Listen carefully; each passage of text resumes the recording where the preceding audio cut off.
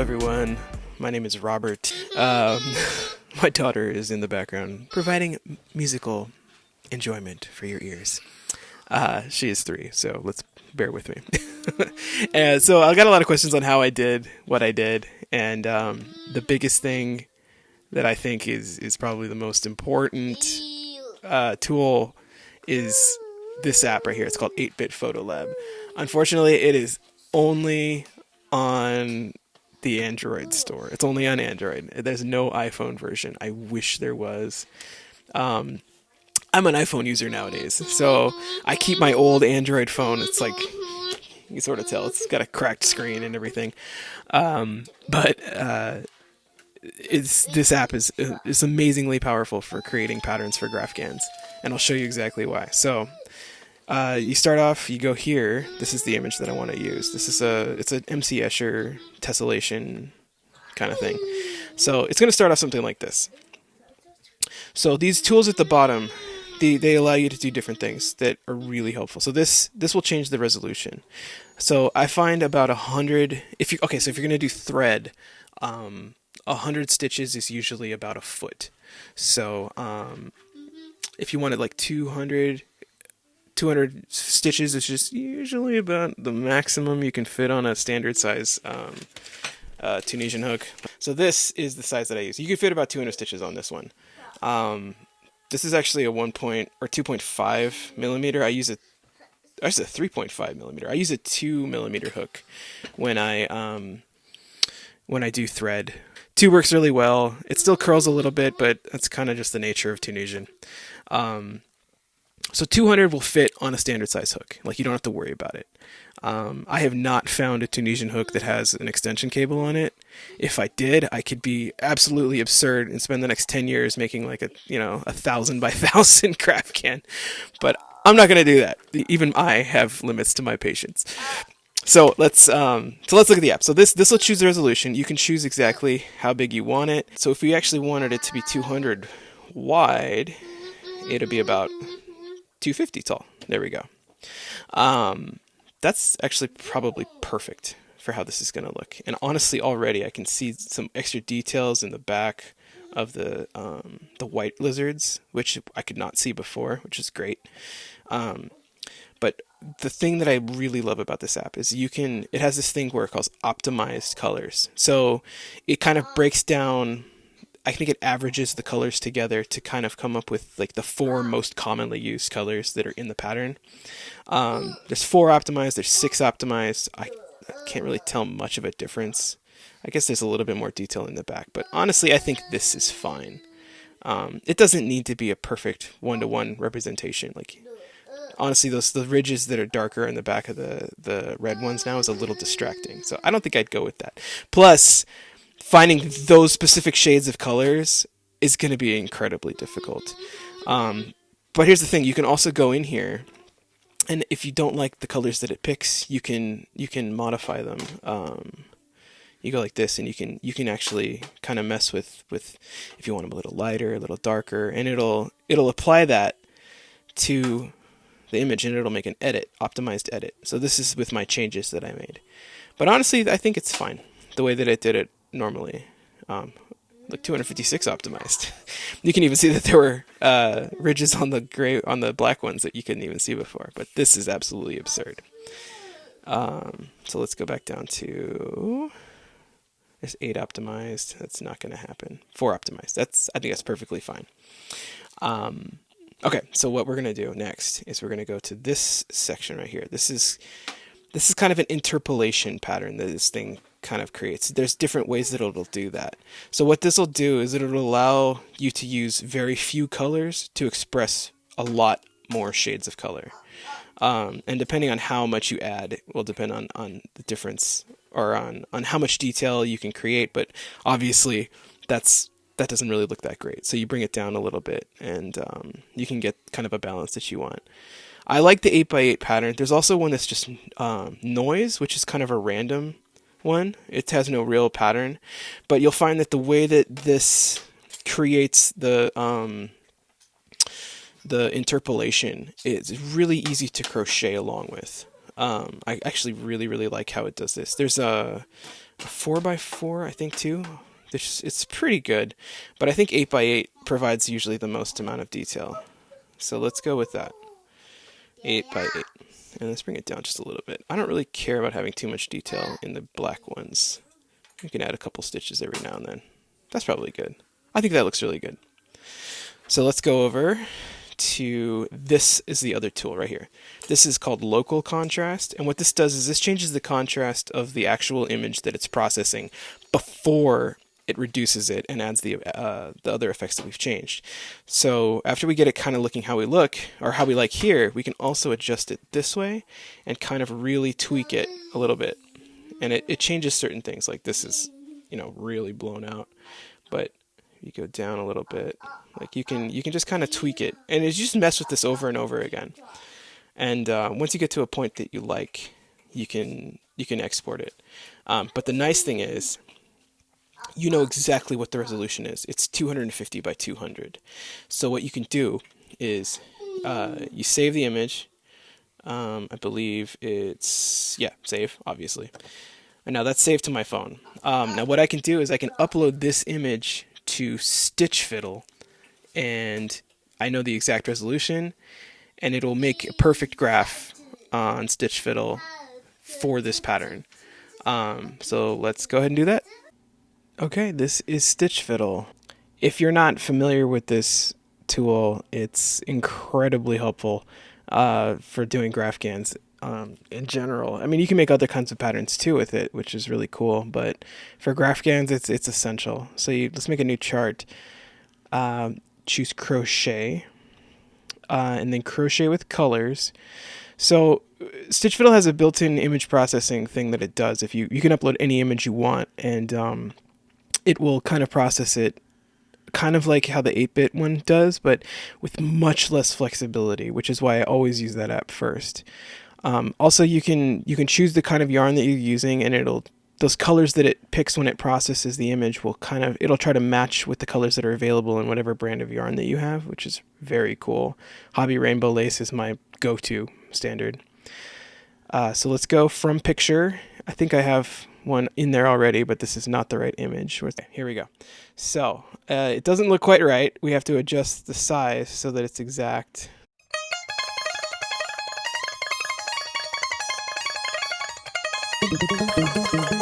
Okay, so when I redid the image, I changed it to 233 by 250. That's why it's messing with me. So 250. 233 by 250. So this is exactly the image that we had created on 8-bit photo app, but it's still not quite right because it's looking for 20 colors. We only used 4. So let's go down to 4. And that is as close to what we created as we can get with the yarn that we selected, which is pretty good. It's probably not the best that I'd go with. I might actually try to find some supplementary yarn to get a different red color. But anthracite gray, beige, old rose, and dark powder rose are the colors that it chose for us. And then we just save the chart. And there it is. One thing that I like to do, if you have a lot of colors that are very similar, here, yeah, when you edit the colors, you can add a symbol, but I don't believe that it will allow the symbol on the free version of the app. Oh, I guess it does. Oh, okay, it does on the free version. It didn't used to do that on the free version, so that's pretty cool. But yeah, so when you're going through like a million different colors, it's sometimes easier to have very distinct symbols for every single one as well. And then you go to progress tracker, and it'll start you right at the bottom, and there's your first row. And you just go row by row. And then I'll show you some techniques that I do when I change colors and things like that. So I am doing the twisted German cast-on method for knitting, actually. The video that I linked to below does it a million times better than I ever could in terms of explaining it. When I explain it, I can't do it I tried a couple times to do it on camera while explaining it, and every single time I failed miserably. But now I'm talking about something else and not thinking about what I'm doing, going by muscle memory, and it is a million times easier. All right, here we go. So now we have 20. Let's finish this off. I gave it too much tail. That's okay. So, just like normal. Same old, perfect, normal crochet. Here we go. Very stretchy, very usable. It doesn't conform to any specific tension right off the bat. And there's no chain, which is pretty cool. And also no knot at the beginning, right here, where we'd normally have a knot. You just have this tail that we're going to have to weave in eventually, but we'll deal with that when we get there. Okay, so the best way to start any of these, I feel like, people have different methods. I like to do the reverse Tunisian method to reduce the curl. So I usually do a border all the way around. So you go through the back of the loop, then you go through it like this, and then you pull up backwards like that. So you, again, go through the back, through the loop, and then pull back. This is me fixing a mistake that I made because I was talking and not thinking about the pattern or the stitch. Yeah, you have to actually chain, Robert, before you introduce the next hole. All right, now we're back on track. There's a reason I don't do tutorial videos.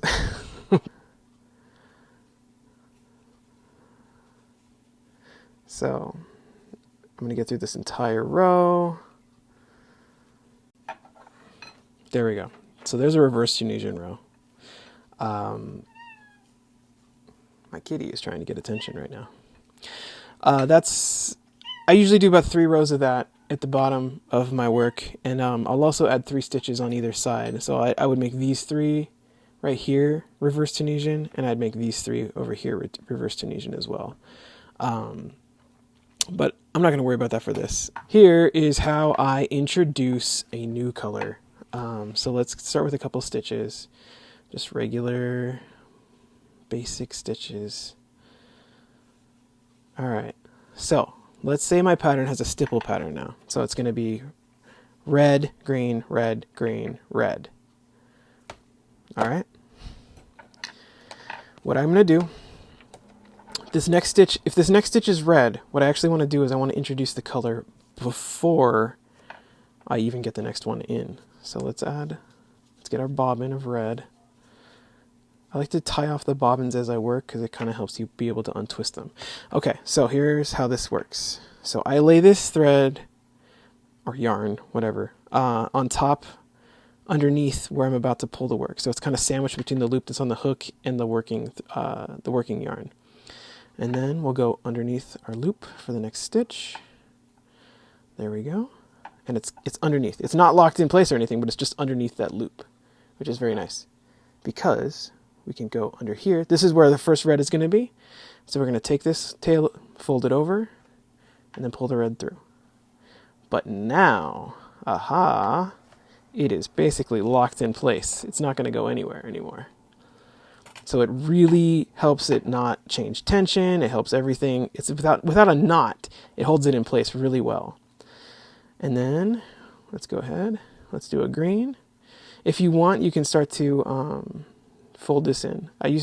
For the tails, I feel like it's better to just manage them while you're working instead of worrying about them later. So let's fold this over, do my green, and then underneath, let's pull the red out. Let's do red, like that. And then let's bring that tail over one more time. Let's do our green. Oops. And our red.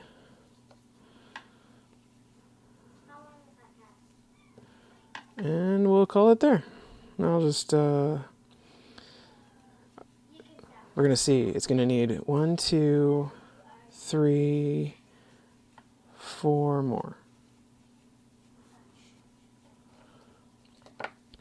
Okay.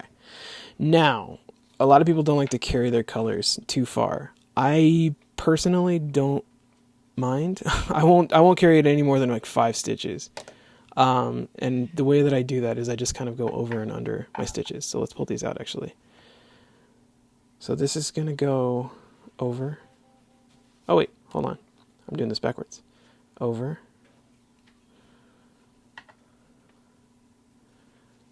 And then under.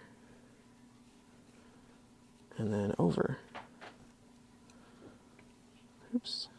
That way I don't have to introduce a new yarn. I don't have anything floating in the back. It's just kind of, well, it's sort of floating there, but that's okay. Then I just introduce a new color. 1, 2, 3. Let's just do that for now. And there it is. That is how I do my color changes. And the way that I go back is pretty much the same way. So if I'm going to carry it, I just go over and under like I would before.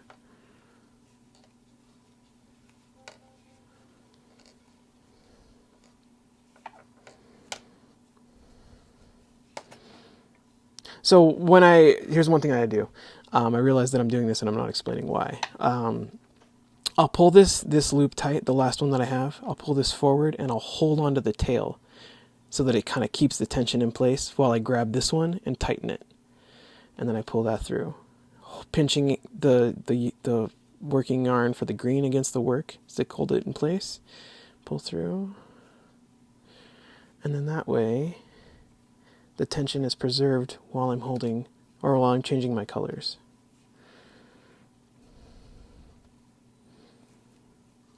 Like that.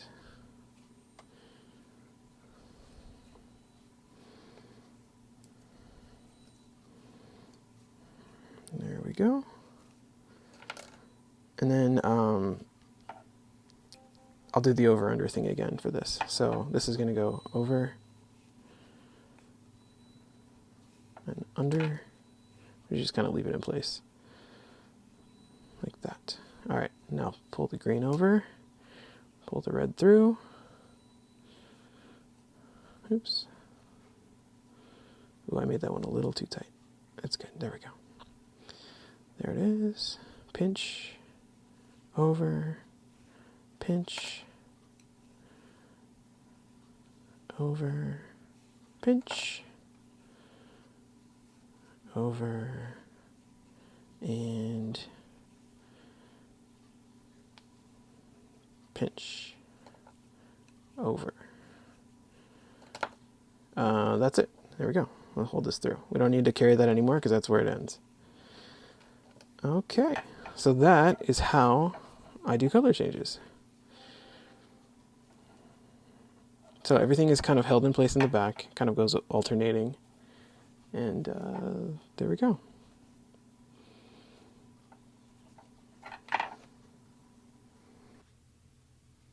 Okay, so I showed you how I carry colors, and I'm going to show you how I do something else that I call pulling, for lack of a better term.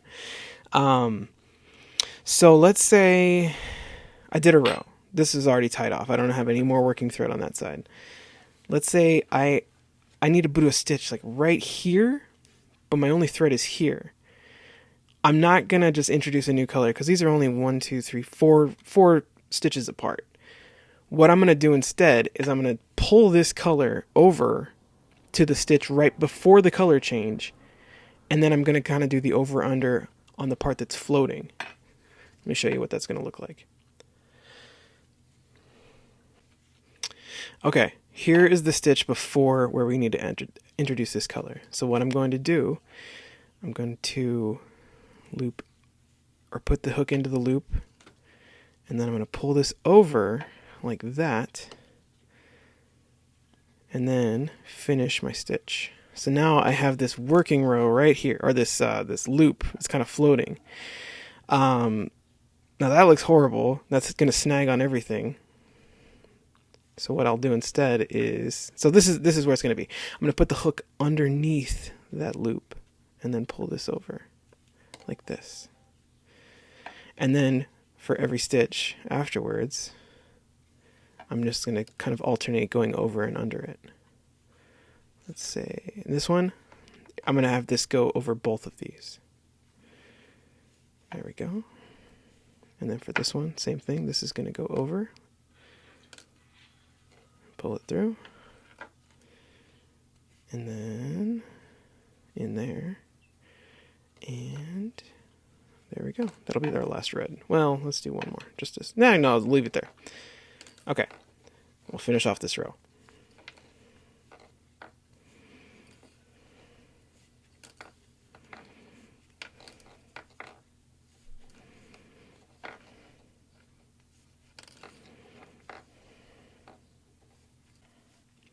I want to stop my time lapse here and show you, although this method is very, very clean, it twists excessively. So you're going to have to periodically untwist your colors. All right, back to the time lapse. There we go. Okay, so here is the new one that I added. Remember, this thread started here, and we pulled it over. And it looks pretty much the same as when we carry it. So I kind of consider it like carrying in reverse, for lack of a better term. So there we are. That is how I carry and pull. I'm going to show you one thing here that I learned after way too much time of making mistakes, pulling out entire rows. Extremely frustrating. Let's say I realized, oh man, this stitch was actually supposed to connect to this stitch. This was supposed to be two reds together, not a red and a green and a red. What am I going to do? That was terrible. I'm sorry. Okay, here's what you do. You're going to do a technique called Mosaic Tunisian stitch. And I don't know how well this works with yarn. I've never tried it with yarn, but when I do it with thread, it almost completely covers up the mistake. So here's what I'd like to do. So pull this up a little bit right here. Here's your loop, your green one right here. Okay, you see how there's the back part of that vertical loop right here? You're gonna push your entire hook. It gets a little tricky because you're kind of forcing it to do what you want. You're going to push that through there and then through the front vertical loop as well. And then let's get this out of the way. We actually don't need to have that right now. And then you're going to pull through both like this and then chain again. And it doesn't look as clean this way as it does when I do it with thread because I think the yarn is more bendable. This looks really good with thread. I guess you're just going to kind of have to take my word for it. I'll show you a place where I messed up like this on my other work, so you can kind of see what it looks like. Because when I do it that way, I cannot see these stitches in the back at all. And let's say this needed to be the red. So let's go here and there. Let's bring this over, pull it up, and then I'm going to pinch that and then make this here, like that. And then go like normal. There we go. So, it's also a factor, because I'm using a much bigger hook than this yarn requires, that it's not quite as clean as it normally would be. Oops, this should have had a loop on it. I messed that up. That was my mistake. Here we go. Boop. And then boop. You need to chain twice.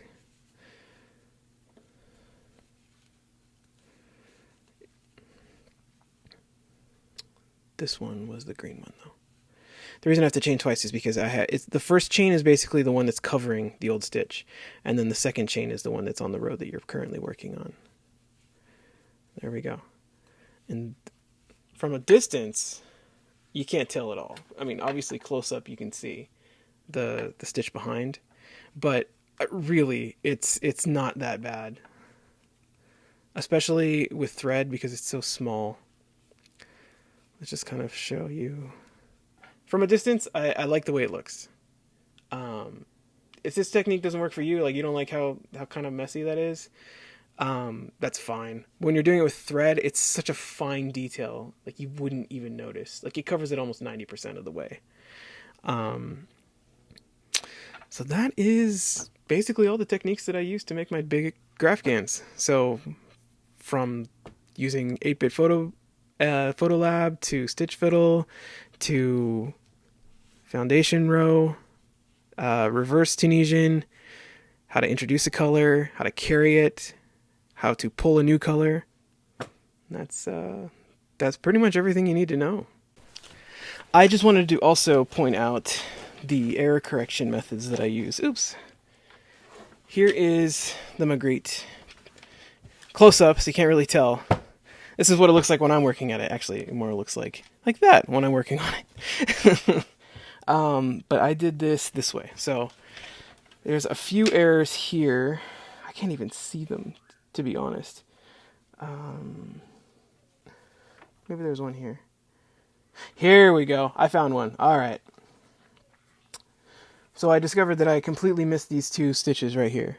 These are both done in Mosaic. And again, like you can tell if you're looking at it up close, like those don't look like normal Tunisian stitches. And the one in the middle looks all wonky. But from even this distance, it's not even like, you can't even tell really. I think that, oh, here's what I did wrong. I originally put the orange stitches here instead of here. So this is actually a correction as well. And you cannot even see the original orange underneath that. Like maybe just the slightest hint of it right there. And that's about it. So that's an example of what it looks like when you do it on a big scale like this. But yeah, the last thing that you do is weave in all the ends. It takes forever. But there we go. All right, well, happy stitching. Enjoy.